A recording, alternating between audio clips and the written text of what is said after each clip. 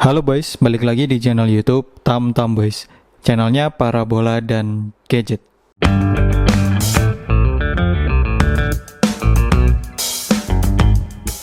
Di video sebelumnya, saya bahas cara merubah smartphone jadi layar TV. Pakai alat yang namanya EasyCap atau RCA Capture. Alatnya berjalan normal, smartphone saya ini bisa jadi layar TV. Nonton siaran digital gratis, tanpa wifi, tanpa internet. Cuman satu masalahnya boys, kualitas gambarnya yang kurang memuaskan. Untuk ukuran siaran digital, resolusinya mentok di 480p 25 fps, nggak bisa lebih. Padahal siaran digital itu kualitas tertinggi bisa sampai 1080p alias Full HD. Ya maklum sih, karena pakai jalur RCA. Nah, kali ini saya mau coba lagi merubah smartphone ini menjadi layar TV, tapi dengan kualitas resolusi yang lebih ciamik tentunya. Resolusi maksimalnya bisa sampai 1920 x 1080 alias Full HD. Dan pastinya tanpa alat TV tuner, tanpa wifi, dan tanpa internet. Penasaran caranya? Ikuti terus video ini biar nggak ketinggalan info pentingnya.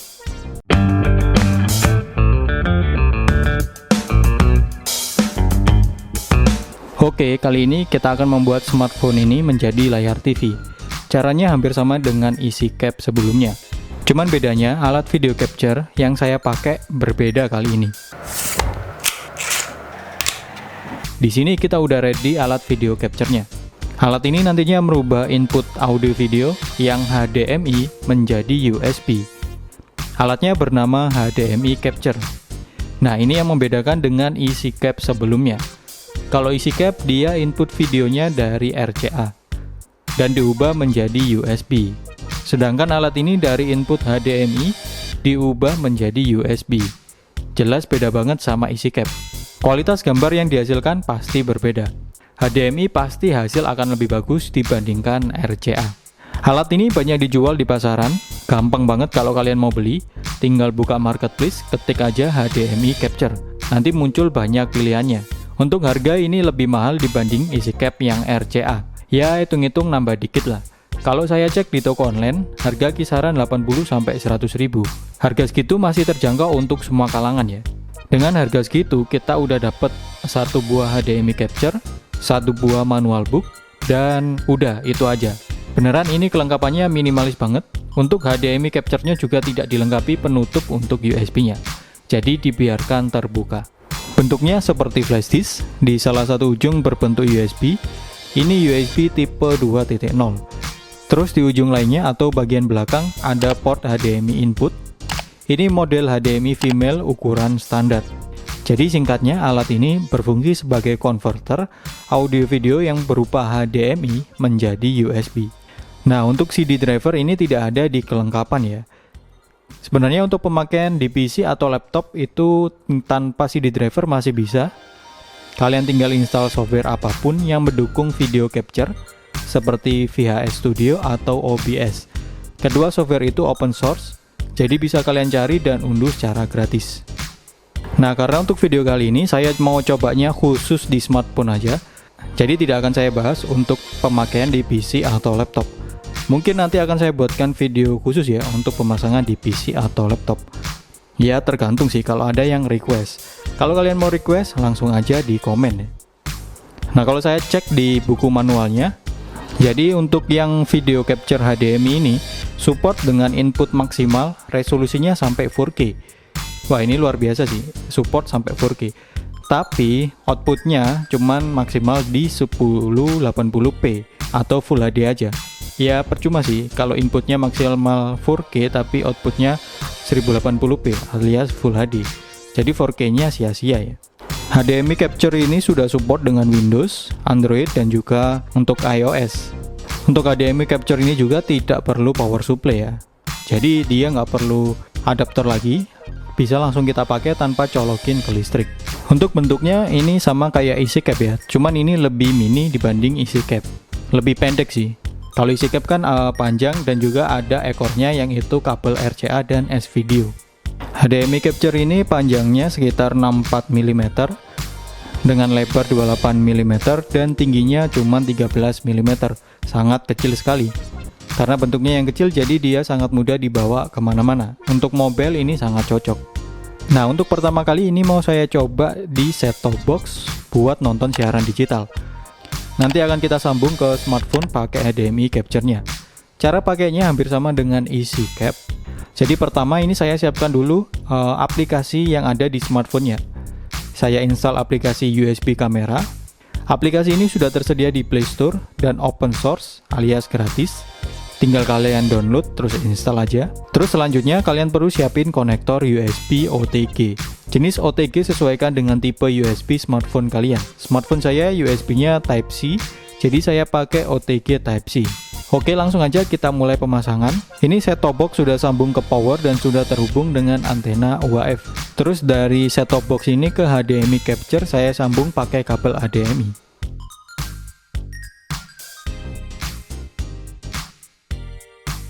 Lalu kita sambung HDMI capture ini ke kabel USB extension. Ini saya pakai USB extension miliknya EasyCap ya. Kalau ini terserah sih, bisa kalian pakai USB extension atau langsung tancapin HDMI capture ke smartphone-nya. Kalau saya lebih enak pakai USB extension biar saat pegang itu gripnya lebih nyaman aja. Kalau HDMI cap nyambung langsung ke smartphone, ini jadi lebih berat ya kalau misalnya kita nonton sambil pegang smartphone-nya. Terus dari USB extension ini kita sambung ke OTG smartphone. Nah, di layar smartphone muncul pilihan untuk buka pakai aplikasi apa. Ini kita pilih yang USB kamera. Nah, oke boys, ini langsung dari USB kamera muncul siaran TV-nya ya. Ini adalah siaran digital. Jadi kita bisa nonton siaran TV digital lewat smartphone. Untuk audio juga sudah keluar, suaranya jernih, nggak ada noise atau gangguan ya.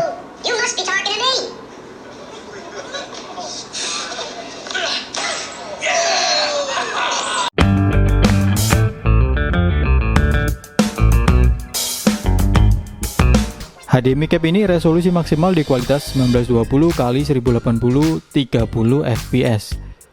Berarti sudah mendukung kualitas Full HD. Tapi untuk FPS-nya mentok di 30. Ya wajar aja sih karena masih pakai USB tipe 2.0. USB 2.0 memang maksimal hanya bisa transfer video dengan kualitas 30 fps. Baru USB 3.0 yang bisa sampai 60 fps. Kualitas gambarnya ini sudah berkualitas HD, jadi nonton siaran digitalnya tanpa ada gangguan mata sama sekali. Kualitas gambar masih bertahan di Full HD layaknya siaran digital. Ya wajar aja sih karena sejak awal sambungan set-top box juga pakai HDMI. Jika kita bandingkan dengan EasyCap, kualitas gambar jauh berbeda. HDMI capture ini gambarnya jelas menang telak.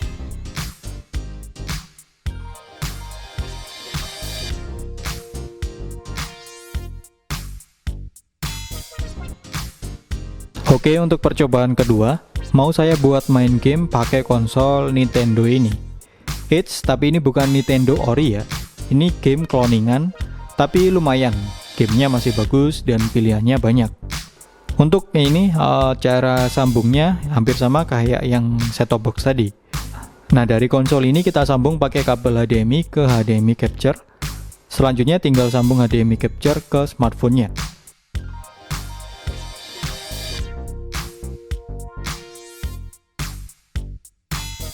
Dibuat main game ini lancar ya. Kualitas gambar juga bagus. Maklum ya, pakai HDMI soalnya.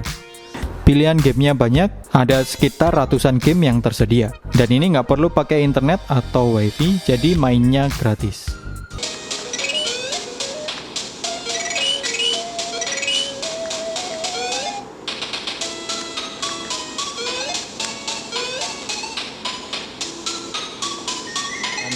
Terus untuk yang percobaan ketiga, ini mau saya pakai buat ngevlog.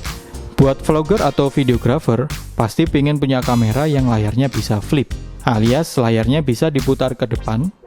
Nah, ini bermanfaat saat selfie, jadi bisa kontrol hasil videonya.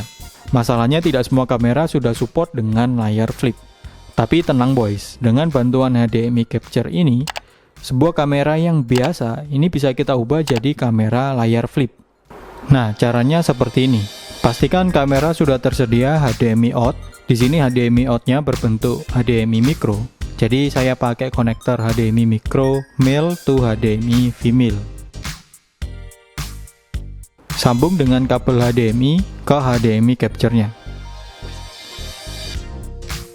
Smartphone kita posisikan menghadap ke arah kita, jadi bisa dipakai untuk video atau ngevlog.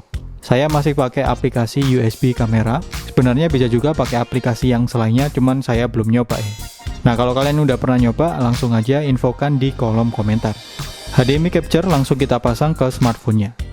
Dan ini dia, layar smartphone bisa jadi pengganti layar flip. Ini bisa kita pakai untuk ngevlog atau bikin video tutorial. Jadi alat ini sangat membantu sekali untuk proses pembuatan video.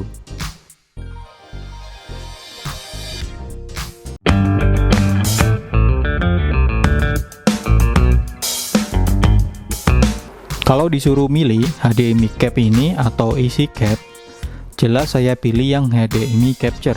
Gambar yang dihasilkan ini lebih bagus dan sudah support Full HD. Nggak masalah kalau saya harus keluar uang lebih, tapi ini sebanding dengan hasilnya. HDMI capture ini kompatibel dengan semua perangkat yang sudah ada HDMI-nya, seperti PlayStation 1, 2, 3, 4 atau yang terbaru. Terus support juga dengan kamera atau handycam, support dengan DVD player atau media player yang selainnya, dan masih banyak lagi.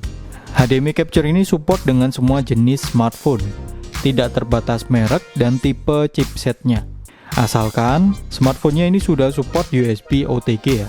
Terus enaknya lagi untuk pemakaiannya, HDMI capture ini juga tidak perlu sambung ke listrik lagi atau pakai power, jadi bisa langsung kita pakai. Membuat pemakaiannya jadi lebih mudah. Cuman sayang, dengan harga ini yang lebih mahal dibanding isi cap, tapi kelengkapan justru lebih lengkap isi cap. Minimal diberi tambahan USB extension seperti isi cap ya. Nah, ini bisa jadi nilai tambah untuk HDMI capture-nya. Dan juga untuk ujung USB-nya mungkin bisa ditambah dengan penutup biar lebih enak kalau disimpan.